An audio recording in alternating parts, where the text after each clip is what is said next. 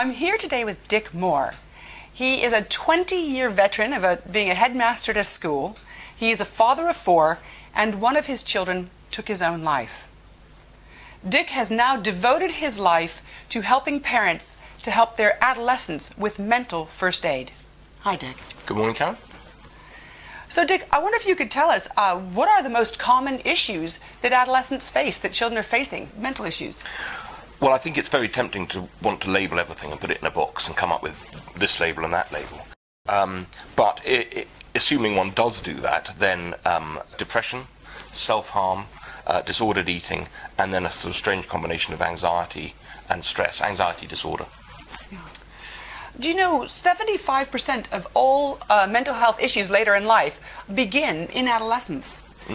Would you say that there are more adolescent mental health issues now, or would you say that it's just that we're diagnosing it more?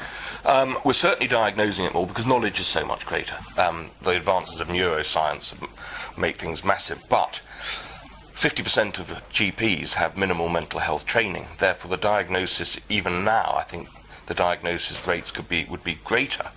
Are there actual incidents of mental ill health more or than they were? Then yeah, I think they are. The pressures that we, our parents, our schools, society, media place upon young people are greater. Yeah, much more stress. And much more stress, and our expectations as a young person are much greater. You know, this idea of everybody's life has a bit of joy and a bit of pain and quite a lot of ordinariness. I think young people today have expectations that they need a bit more joy and a bit less pain, and therefore when the pain does crop up, then they're not ready for it. They're not ready for it, and they're not prepared to, not able to deal with it.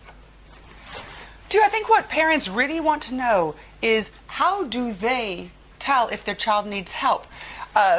Maybe there's some early symptoms that might crop up, but people really want to know, how do they know when they're supposed to do something? What are the signals? Well, of course, as a parent living with a child from day one sees a child evolve slowly, and therefore it's very easy to miss signs and symptoms, because all of us suffer, for example, from the signs and symptoms of depression. We all feel tired. We all sometimes feel anxious or distracted or irritable, and therefore to find the difference in terms of depression between feelings like that, normal, everyday experiences of low mood on the one hand and emerging depression on the other, is really tricky. And that's just with depression. With disordered eating, actually, if one's son or one's daughter, 11% of sufferers of disordered eating are now male, but if one's son or one's daughter wants to lose a few pounds because they want to look better, fine, nothing wrong with that. But when it becomes an obsession, when it becomes irrational, that's when one needs to take note. Or when exercise becomes more than just wanting to keep fit and healthy, but one is driving oneself beyond normal parameters, that's when we need to say, whoa, hang on. Do you know, we've spoken before and you mentioned you had 3 boxes to tick. Could you share those, please? Yeah, sure. That's really in connection with depression. And again, it's too easy to compartmentalize these, but essentially, if one is concerned that one's son or one's daughter it might be becoming depressed, then the 3-box approach is simple and useful. So 3 boxes to tick. The first one is, how long has this low mood lasted for? And the key timeline is 2 weeks. And if it has been there for 2 weeks or longer, tick the box. The second one is the level of distress that he or she may be feeling. And as you know, we all feel low and fed up, and that's normal. But actually, the step beyond that is a fairly profound unhappiness.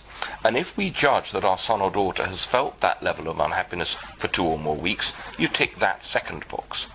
The third box is one of debilitation. How much are their symptoms, their tiredness, or their lack of concentration, or their disinterest in hobbies, or their relationship difficulties getting in the way of their day-to-day life? And if the answer is significantly, for 2 weeks or longer, we tick the third box. 3 boxes ticked. Help, help, help. Immediately. Yeah, because I think no doubt. Everything shows that the sooner you get help, the better. I understand that with young people, if a first instance of depression is recognised and treated, the chances are that it'll never come back. Second instance, it may not come back, but by the time a young person has been depressed on three occasions, the chances are that it's there to recur through one's life. It's very interesting.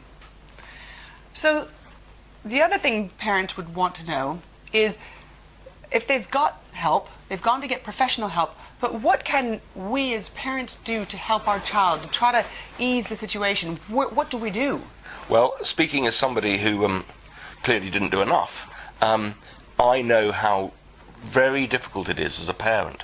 And the reason it's difficult is because our own emotions are in there churning away and preventing us sometimes from acting in a logical, calm way that is what our children need. The single biggest thing that we as parents can do is to sit and say nothing and to listen and not to judge. Meanwhile, making it absolutely clear to our children that we love them. Might sound simple. Yeah. Do you know, it's really funny that you touch on that, because that's the one most important thing I teach in parenting classes. I couldn't agree with you more. But it's very difficult, isn't it? I mean, Yes. I for one, I think being male and middle class, I think I find it very, very difficult not to judge, whether it's my own children or whatever. But my children talk to me about an issue, my emotions knot up, and I can become angry, frustrated, unhappy, whatever it happens to be. And that gets in the way of me helping, not only because I can't make clear decisions myself, but because my children then think, oh, well, I won't mention it to him because... Fortunately, my other half, my wife, is much better at that than I am. But I know that if I could have one wish to help me help my children, it would be that I could be a non-judgmental listener. Dick Moore, thank you so much for coming. You will find It's a pleasure. a fabulous article that Dick has written on my website about how to spot if your child is suffering from mental health issues. Thank you, Dick. Thank you, Karen.